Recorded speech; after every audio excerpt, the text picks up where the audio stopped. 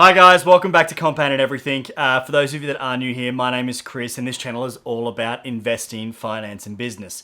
Now, this video is pretty short, but it's just answering a question that I thought you guys might be interested in from one of the comments on one of my videos. So feel free to leave a comment below with any questions you have.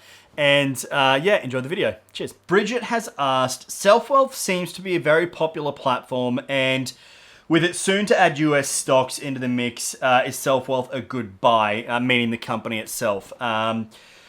This question was asked before US stocks were released. They are already released now. Look, I'm a Selfwealth user. I've been using Selfwealth for, I don't know if it's quite 2 years or 2.5 years, I forget, but it's been a while now. I made a video back last year about Australian brokerages, and I kind of picked on Selfwealth quite a bit, and to this day I still think it was fair. It wasn't a dig at them, it was just my genuine thoughts, because it came from more of a place of disappointment. Selfwealth have this opportunity to be the market leader if they get themselves together right now. But this conversation happened 12 months ago. I even spoke to Robert Edgley, I think his name was, the CEO of Selfwealth. Really nice guy, had a great conversation on the phone after that video. But I still look at Selfwealth and I still see so many problems. And, you know, there are platform problems and then how viable is the business model problems, and they're two separate issues. And I know there are a lot of smart people at Selfwealth probably working on a lot of these problems already or thinking about solutions. And it's not as easy as I might make it seem to go, hey, we'll just fix these things. You know, there are a lot of things to take into account when it comes to turning a product and making it something else. You know, you got to keep shareholders happy. You still have to try and remain profitable. I understand there are a lot of things going on. But from my perspective, if you look at Selfwealth as an investment, ultimately it comes down to a handful of things, right? You're assuming that their client base will grow and remain profitable. So their 995 trade structure, whether that be in US, 995 US or in AUD, has to remain profitable as they grow. You also have to assume that their platform is going to get significantly better. And the reason I say that is because there's a lot of competition knocking on this door, and I don't just mean for Selfwealth. Selfwealth have a decent foothold from last year, from what I can understand. They took some crazy numbers on board, and their user base has grown significantly. But every brokerage in Australia should be concerned because the most popular thing is low cost. And for us, that's fantastic. Great, we can get low cost shares. But I've said this before, I would much rather one of the American brokers that have these amazing user interfaces that track your returns over a long period of time, and it's all very, graphic, and the user interface is amazing, and you've got all of this functionality. I'd rather be using one of those platforms and paying double the price or even more per trade than using Selfwealth or another one for $9.95. Because ultimately, for someone like me, I'm not buying and selling all the time. I'm not a trader. And I find it hard to believe that any day trader that's trading large volumes is using Selfwealth anyway. It would complicate their process quite significantly compared to most other brokerages that have proper, brokering software. So no, I personally wouldn't invest in Selfwealth. I've said this for a long time. I think their share price is capped short term a long time ago. It's been going down for a while. And the reason for that is because what moat do they have? Low cost is not a moat. Low cost is a race to the bottom eventually. However long that takes is irrelevant. Whether it takes 5 years, 10 years, 20 years, it doesn't matter. Low cost is not an edge. It's not an advantage over competitors for a long period of time. So if you remove low cost, what do they have? And what do most other brokerages have in Australia if you remove low cost? Not much. Our market is ripe for the picking. It has been for 10 years. All it takes is one of these US providers to come in here, and the Prime Minister has already said in the last few months that he wants to encourage the US providers to come to Australia and offer their services.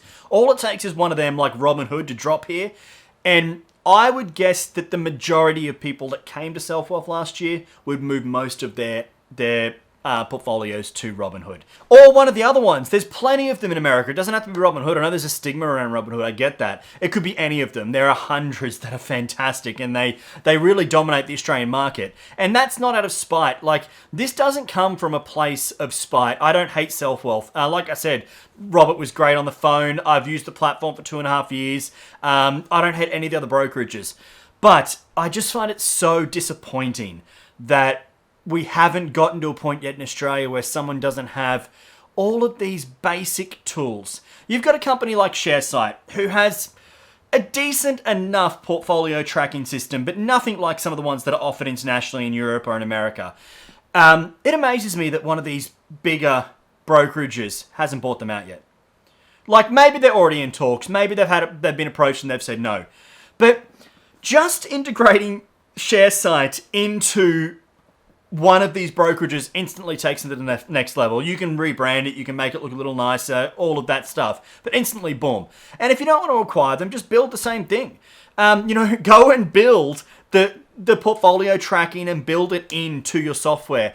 I can't imagine it's a whole heap of work, to be honest, for experienced developers that you would already have on board. So yes, I don't quite understand the direction of the Australian brokerages. It's either one of two things. I'm either way off the mark here, or they've just been complacent. Because there are literally 100 ideas right now that I could sit down here, if not more, and give Selfwealth that would probably make them a fortune if they just did them. And I'm sure they already know these things, so I don't understand why they're not doing them. Because a lot of them don't have to cost a lot of money. So yes. No, I definitely wouldn't invest in Selfwealth. In fact, I wouldn't invest in any Australian brokerages. I know most of them are banks, so, that's a different equation. But when it comes to the smaller ones, I wouldn't invest in any of them at this point in time. Because where's their moat? Where's the protection? Where's the figures? You're getting user growth within Australia. Our population is pretty small. I would assume that most overseas investors aren't interested or eligible to sign up for a Selfwealth account.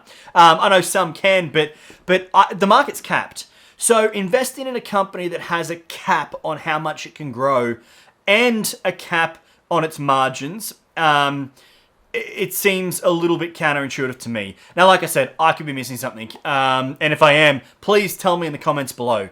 I'm not a perfect investor. There could be something blatantly obvious that I'm just missing from the equation here. So I'd love for you guys to let me know below in the comments, and we can have a discussion there, because there's probably more videos around this Australian brokerage,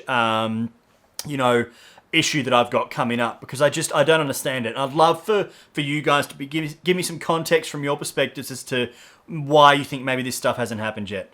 Anyway, thank you for the question. So anyway, guys, that does bring me to the end of this video. If you guys are liking these shorter question videos, it's something I'm trying. I know it's not great for the algorithm and things like that, but I really don't care about that, to be honest. So if you're enjoying these shorter videos, let me know in the comments. If you're not, let me know in the comments. I like feedback either way, positive or negative. But thank you for watching the video. If you haven't already, please click that subscribe button, press the like button, and ding the notification bell. Anyway, guys, I appreciate your time, and I'll see you in the next video. Cheers.